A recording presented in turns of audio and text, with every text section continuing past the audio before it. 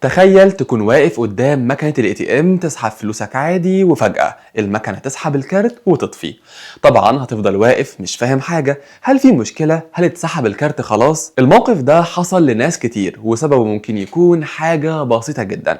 أول سبب إنك تكون دخلت الرقم السري غلط كذا مرة ورا بعض، أو ممكن تكون اتأخرت في سحب البطاقة بعد ما خلصت العملية، فالنظام بيعتبرك نسيتها وبيسحبها تلقائي. وفي سبب تاني ناس كتير بتغفل عنه، وهو ان صلاحية الكارت تكون خلصت وانت مش واخد بالك. غير كده كمان ممكن يكون في عطل فني في الماكينة نفسها وهي السبب في اللي حصل. بس لو ده حصل فعلا ما تتوترش، كلم خدمة عملاء البنك فورا، ولو الماكينة تبع نفس البنك هتقدر تسترجع الكارت تاني يوم. اما لو كانت الماكينة تبع بنك تاني فغالبا هيصدروا لك كارت جديد بعد ما تبلغهم. الموضوع بسيط بس محتاج تكون مركز في الرقم السري، وما تسيبش الكارت بعد العملية عشان ما تلاقيش نفسك فجأة واقف بتسأل الماكينة هو الكارت راح فين؟